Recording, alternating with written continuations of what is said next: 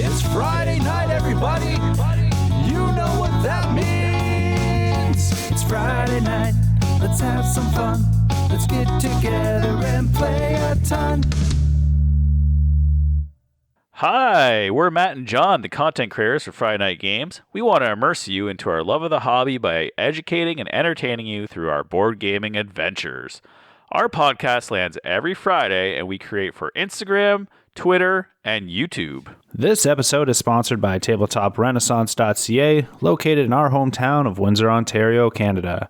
They just launched their web store, so check out TabletopRenaissance.ca for your board game and tabletop miniature needs. On today's episode, we're going to discuss overlooked games. We're going to make up some rules on what an overlooked game is. We will discuss why games get overlooked. We will pick some really amazing overlooked games. And finally, we'll give some advice on how not to be overlooked in the game market. What are some of these ground rules for overlooked games here, Matt? All right. I think we have to have played it and loved it most of all. What do you think about that? I mean, yeah, if we haven't played it, then it's definitely overlooked on our end. Which there's a lot of games we haven't played, so maybe. So why? Why should we have played it and loved it? I mean, we should, have some sort of investment in the game just to give it that extra little bit of clout when we're talking about it. Yeah, it has to be something we actually believe in. It's hard to talk about something you haven't played, which there is something I haven't played, which is good. But anyways, we'll discuss it a little bit later.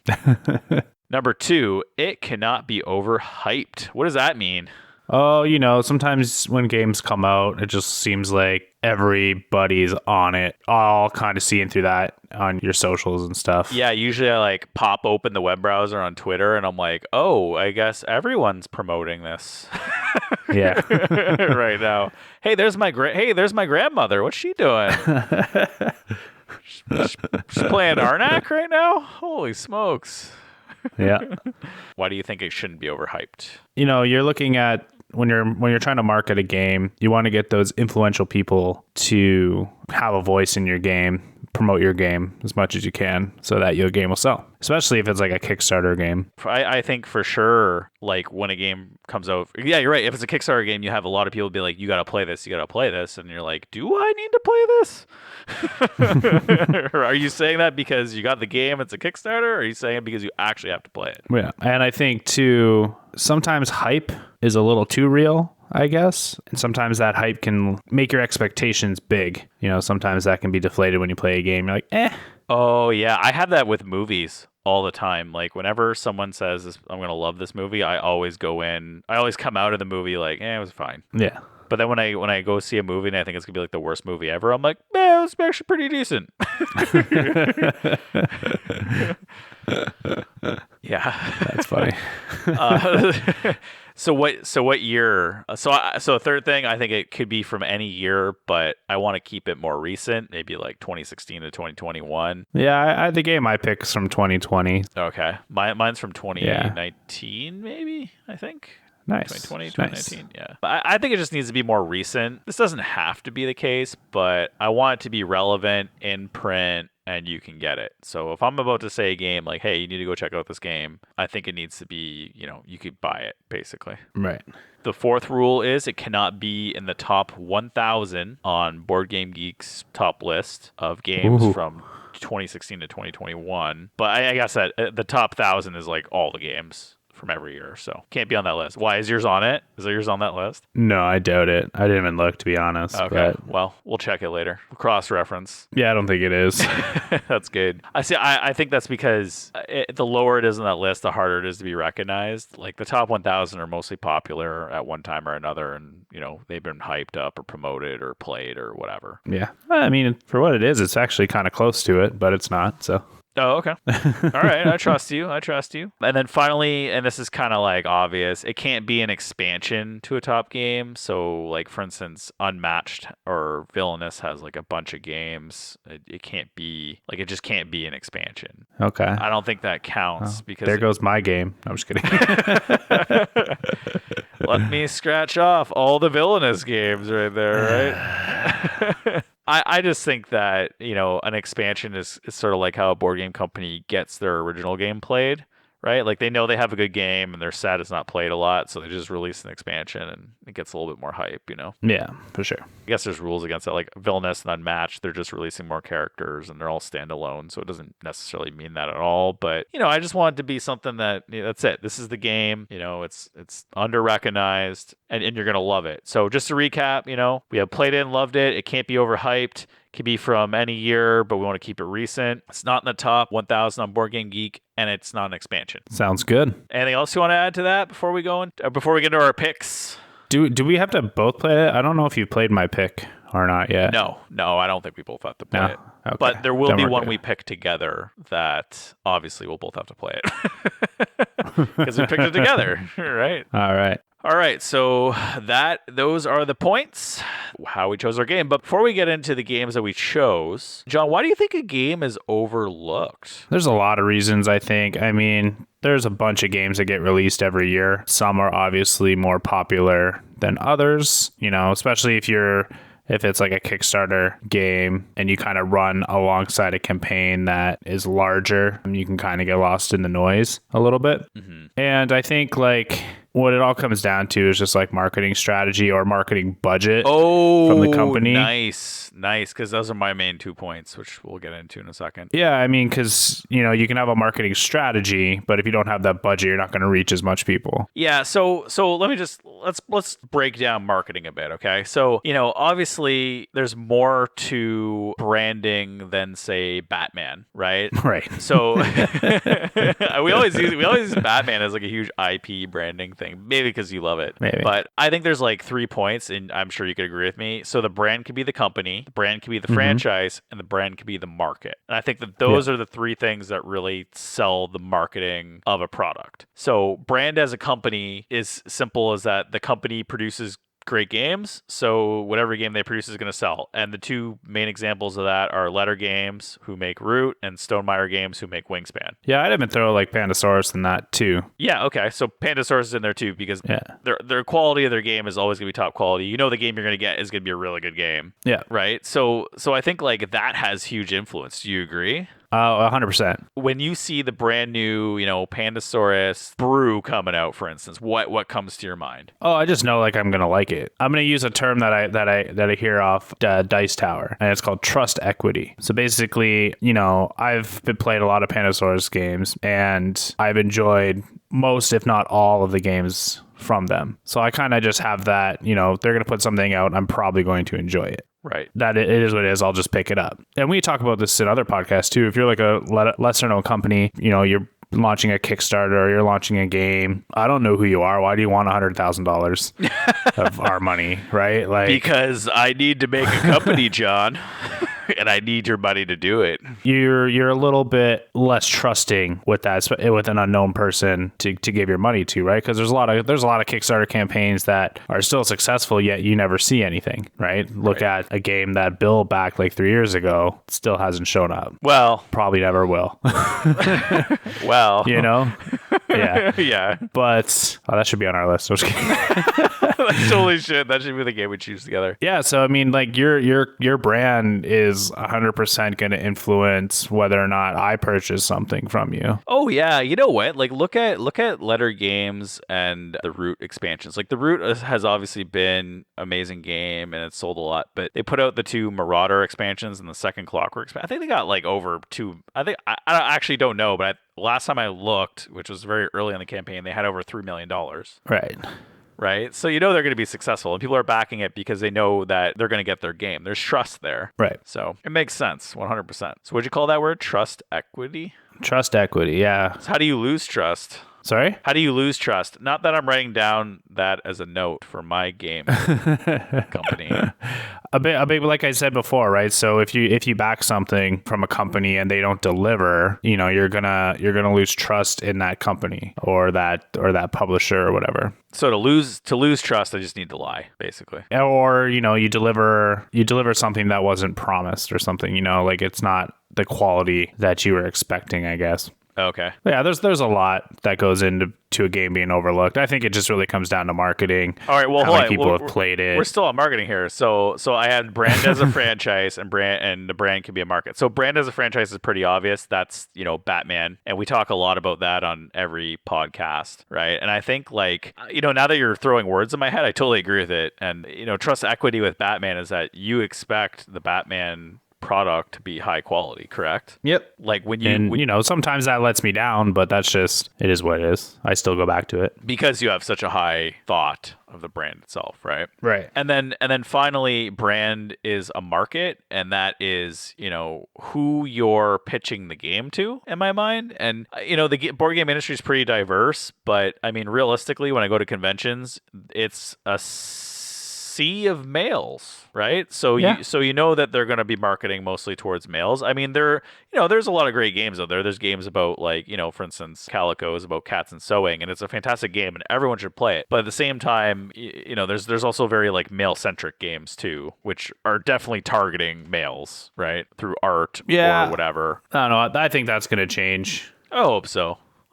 If it hasn't already, just in the current, world climate, I guess. Well, and that's one of those things of the trust equities being lost in a good way. Like, it's good because, games shouldn't only be targeting a very specific group, right? I mean, it's like video games when we were children were very male centric, and why? Who knows? Because the people making them were boys who had, for some reason it was boys were into it. STEM was mostly for males, and now, well, even when we were growing up, there's a huge push for STEM for women, but there's even more now, and it should be like that because there's no reason why it can't be diverse, right? Right. All right. So now that we're out of marketing, the second thing I agree with, and you mentioned, was budget.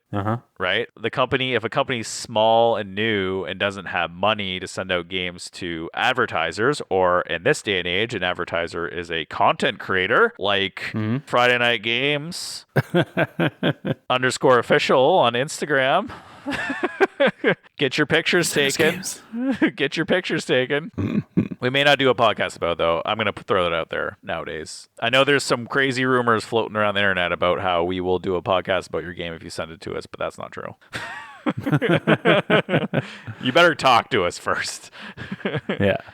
Outline what you want, and we'll outline whether we want to do it or not. But right. I think the more content creators and audiences that the game goes out to, the better chance it will sell. I mean, this all goes with the original hype thing we were talking about. Right. Well, it's expensive to produce even a demo of a game, right? And you can't send it to everybody. And you got to send it to the right people, right? Too, right? Like who, I saw a funny story from Kidsplaining the other day where they were asked to review this game about something about drinking shots or something like that, and the people were like, yeah, we think you're a good fit to market our game. They're like, do you even know who we are? We're our kids review the games. Like, no, thank you. If you're going to push your game to content creators, make sure you're pushing it to the right content creators. Yeah, make sure you do your research. I mean, it is pretty easy to send it to the top end people. And if you have money, you're going to do that, right? If you don't have a high marketing budget, you're probably not going to do that. You're not going to send it to Dice Tower or Board Game Geek if you don't have a high budget, because I'm assuming they actually charge money so they could stay in the market. But for other schmucks like us, yeah, you better or even the ads. How we're always getting those ads hey, promote it on Empire Records. What is this? Oh yeah, I don't know if that's just a virus or some stuff I got in my.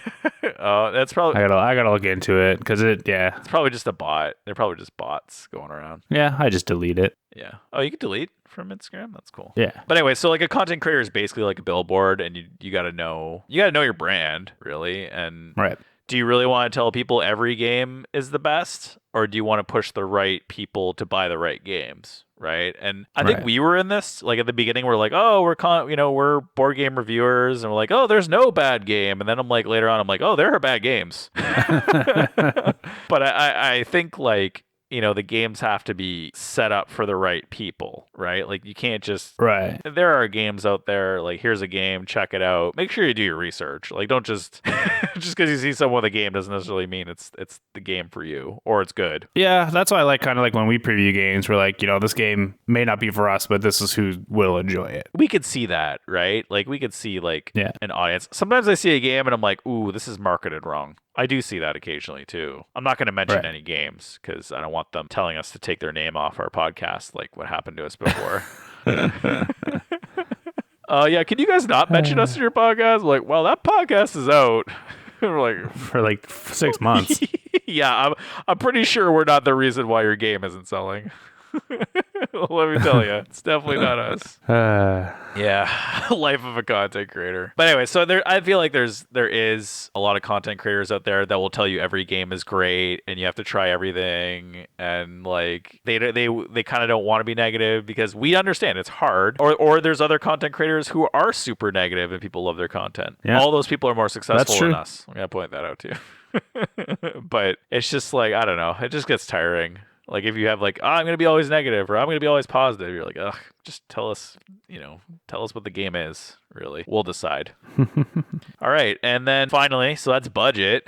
And then I guess our budget went off topic, but whatever. And then finally, the game may not appeal to large audiences, right? So one classic example of that for me is Moonflight. So a very indie game by Manokent Games. The game is fantastic. It's like deck building to the next level, but not everyone sees that because they think of a typical deck builder and they can't really get past that idea of a deck builder, which, is just start with 10 cards and then slowly buy your way up from like, a pile of cards that are accessible to everybody. Whereas in this one, and you can listen to other podcasts where we review it or talk about it, but basically you have your own set of cards and you buy from your own set, and that your deck has a theme to it that you're trying to satisfy to get the most points in the end of the game. You're unbuilding your deck through a method of flipping all your cards. But anyways, I feel like people just can't get over that. And like, I was actually reading some comments, and one of the comments was like, yes, it's a deck builder, but I don't understand, but you have to understand each deck before you play. And it's like, and they're like, game is 4 out of 5. And I'm like, yeah, that's actually why the game is so great. It's because every deck is its own system that you have to understand. You know what I mean? It's like, you got it,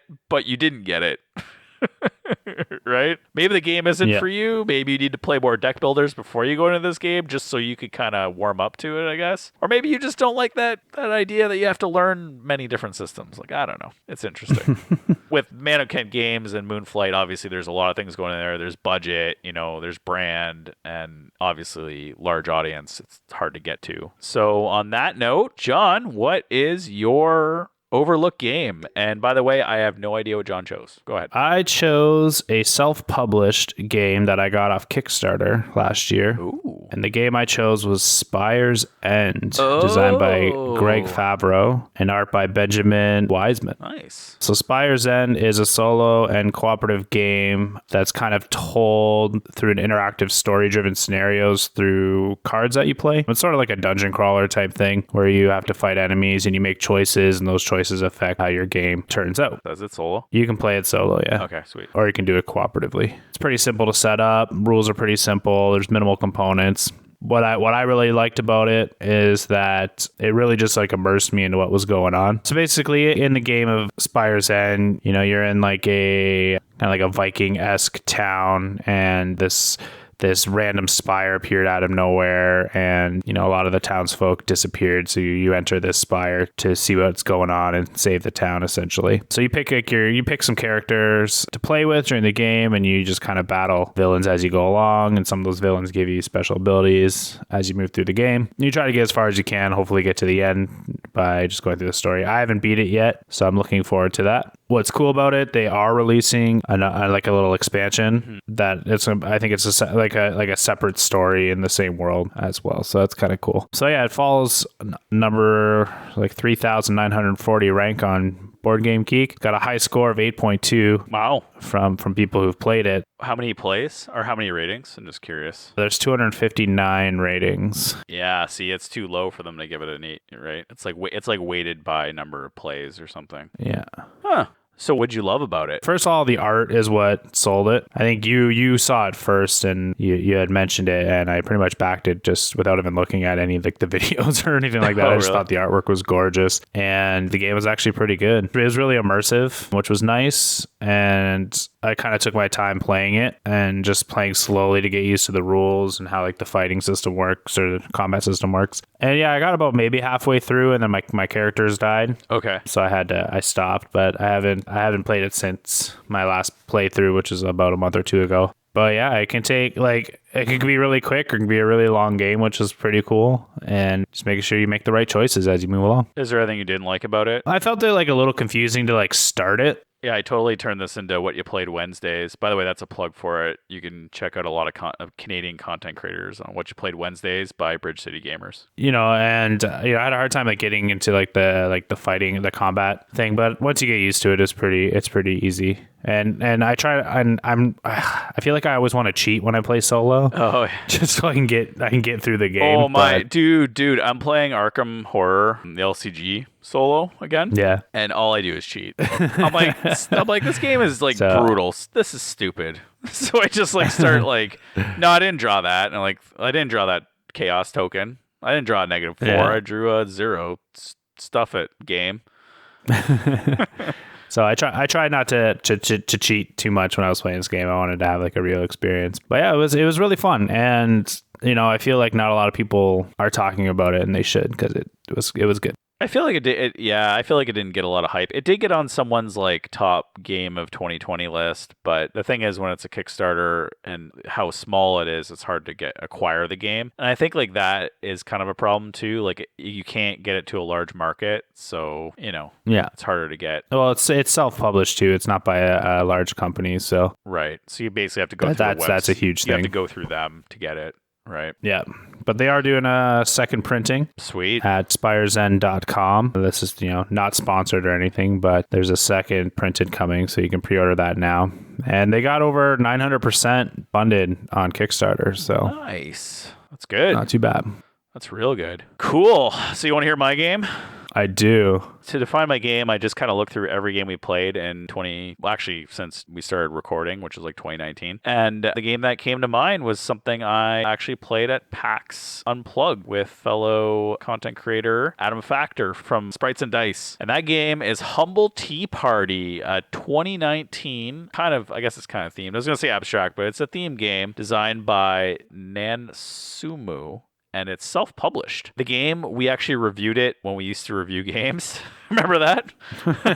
Oh, yep. That was fun. In Humble Tea Party, you construct a 3x3 grid, and points are earned by matching different symbols on the cards by row and column. As you play the game, you will take a tile off one of the 3 stacks of sweets and add that sweet to your opponent's sweet box, the 3x3 tableau or grid, to make their box better than yours. The goal of the game is to have the least appealing or lowest points in your sweet box. And as you play the game, it is mandatory to be as polite as possible.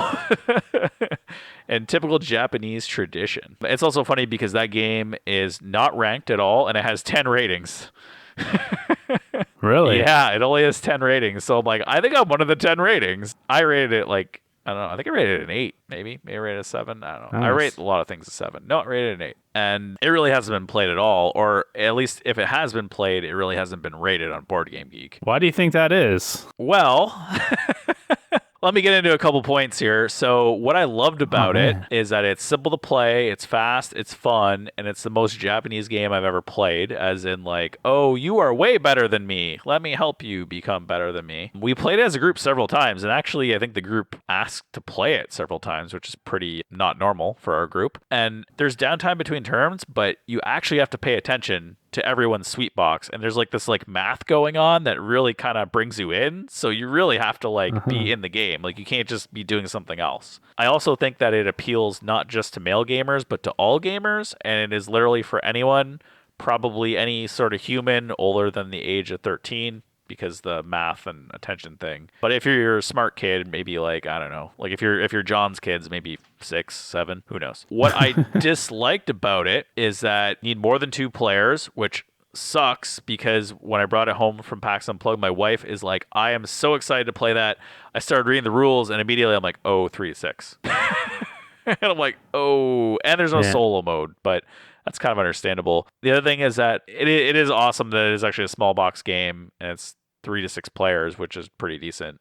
But it sucks that it's only 2 players and no solo mode. The other thing is that if you don't like symbols, like there's a lot of translations going on in it. So if you don't like that, you may not like the game because there's a lot of Japanese things going on and you kind of have to always have the reference sheet in front of you to figure out what's up. And then does it hit the points? Well, we played it. Do we love it, John? Yeah, I really enjoyed it. I think it was one of the few games where most of the group, if not all the group, liked it. Including my brother. Remember? Jay was playing with us too. Including your brother, yeah. Yeah. It is current. It's from 2019, but unfortunately, it's really hard to get. You can get it through bigcatgames.biz. They're not a sponsor, but they sell imported games from Japan, and I think they do translations on them.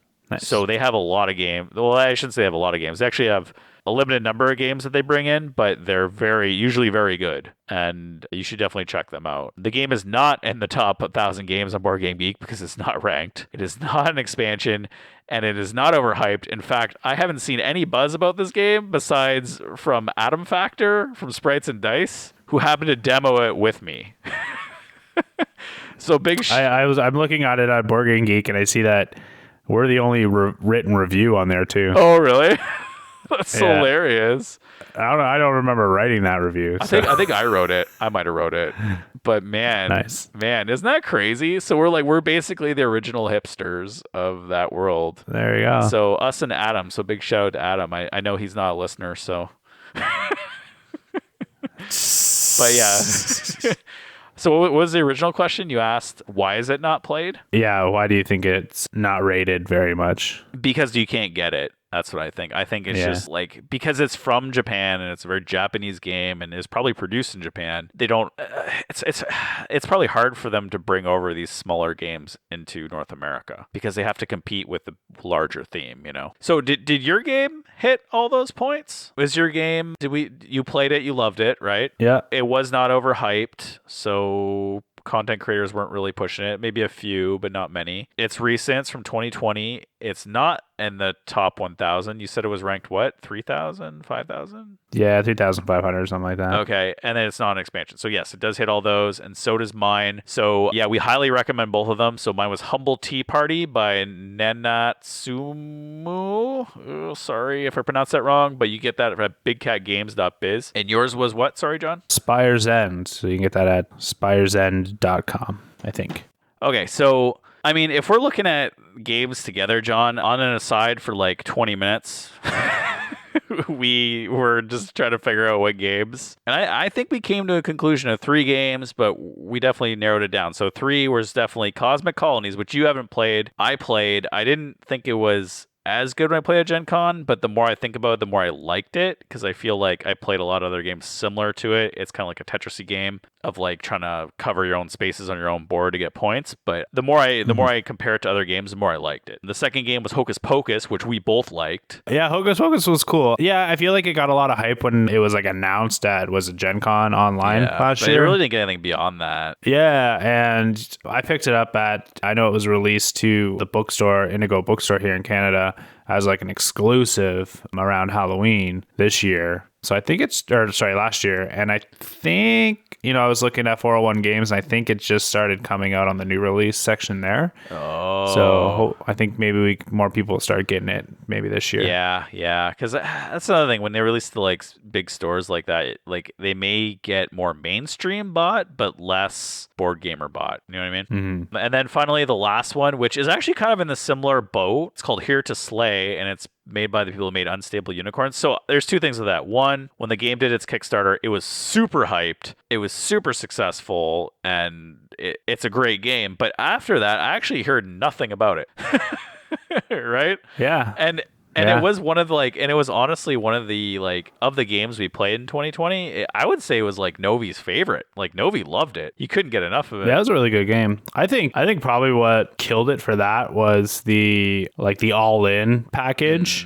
Came with some like plastic pieces that really have nothing to do with the game. Oh, Like you don't need them at all. They had like, Yeah, the standees, and it's just like, well, why am I paying this extra money for like nothing that adds value to the game? So I think a lot of people were upset about that. I want to point out that I am a hipster and I didn't get the standees. I just got like the basic game because I didn't see any point. I'm like, this adds nothing. Yes. The game is good though. It's very magic-y, and you're just trying to recruit. First person to recruit or kill so many monsters wins the game. I think recruit 6. Right. But yeah, it's super clever. It's very good. It's kind of long though. It's maybe like a 2-hour game when you play it. But yeah, I didn't see anyone really promote it. I don't think it's in the top. I doubt it's in the top 1,000 games. Let me see here. Yeah, no, 2,200. Yeah, exactly. That makes sense. And it's not an expansion, although it does have expansions right away. Yeah. And like I said, no one's really talked about it. Maybe we should talk about it. We should just blow it up, see what happens. Okay, not right now. Next year. I don't know. So what points do you think we should make? Like, how do you think a game should really stand out? Like, is there anything that would make a game really noticeable? I think, especially for like a smaller game, you know, like Spire's End or something, or Humble Tea Party, like they're both really, really good games. Right. So getting them in the hands of really influential content creators is kind of going to be key, you know, and I think maybe, I don't know, you know, what they're with Greg Favreau, the guy who did Spire's End. I don't know what his like marketing strategy is for this expansion or side story game that's coming out is, but I think send some games out if you can. Yeah, that's all budget, right? That's all budget. Right. So I don't know what that looks like, but he's been doing a lot. I've noticed that he's been posting a lot more on the Instagram, like artwork and stuff for this new expansion, and it's great. It's a different color scheme than the last one, which is really cool, which I've noticed. And yeah, I think my point's always going to be marketing at the end of the game. At the end of the day, just make a great game, because if it's going to be good, people are going to talk about it. Yeah, I think the games need explosions. Yeah. Like literal, you open it, it's like yeah, like you like burn your face off when you're opening the package. And even if the game has nothing to do with explosions, like maybe it's about like, I don't know, gardening. It should just have like like you should open up and boom, big. That sounds terrible, actually. I just played a game about gardening. So did you? What was that? That Norwegian game. Is it Norwegian? Yeah. Or Icelandic game. Icelandic. Yeah. That game should you just open it up and like maybe confetti like blows up in your face. Yeah. I'll try to be all serious here. Let's blow you up. You know how I roll. Yeah. No, I mean I agree with your point on marketing. It's all about getting the game into the right hands, getting someone to have the right opinion. When we did our podcast with Jamie Stegmaier, you know, he said that Wingspan really blew up because there was a board game person who was also a bird person and kind of pitched the game to every bird person, and that's why it was so successful. I mean, it was a good game, but like it was more successful outside the board game crowd than a normal board game, because it was like a bird collecting game. And actually I kind of like try to get it out of him. Like, do you think it kind of appeals to everybody?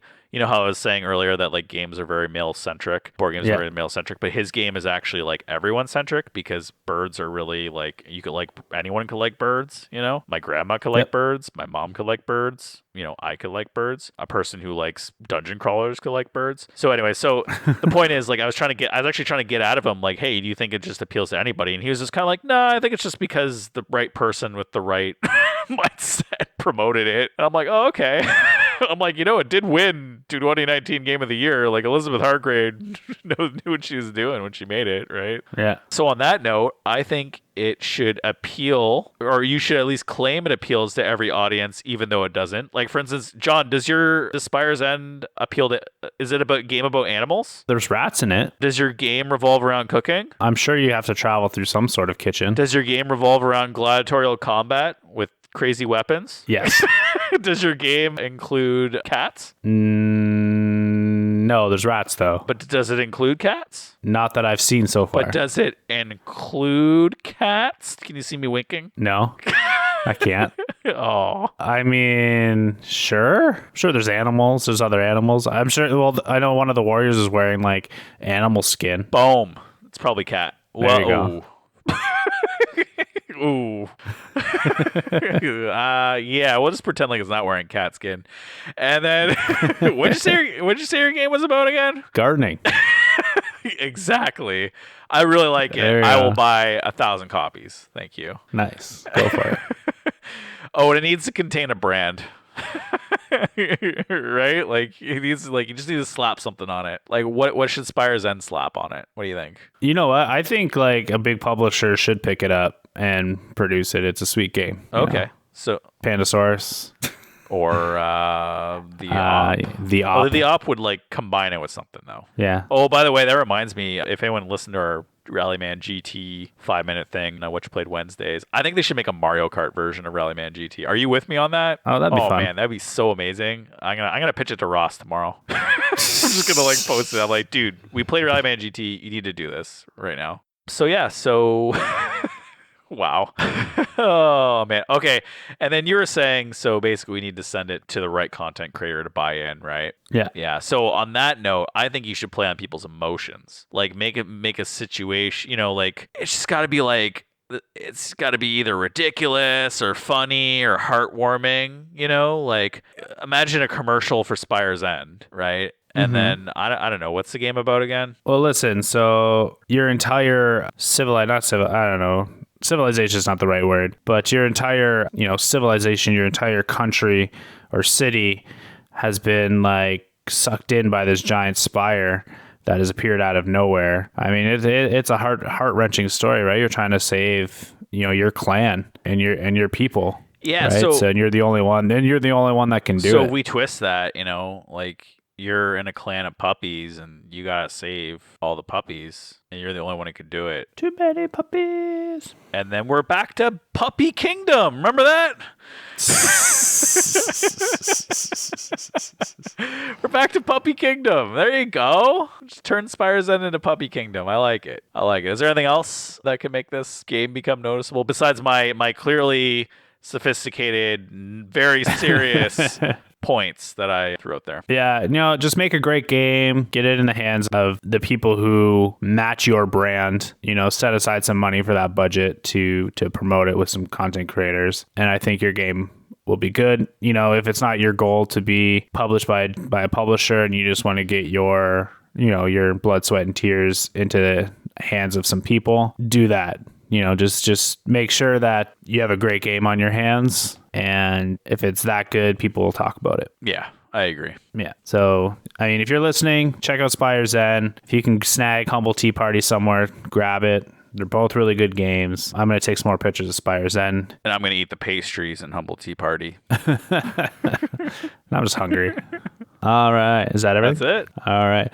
If you like what you hear, don't forget to follow us on our social medias, Instagram at Friday Night Games _official, Twitter at Friday Night GMS. You can check us out on our website, FridayNight.games. If you have a game or a game that you'd like for us to preview, shoot us an email at info@FridayNight.games. And check us out on our YouTube channel where we're going to be starting to post some amazing videos eventually when we get to shooting them. Again, this is Matt and John from Friday Night Games. It's Friday night. Let's have some fun.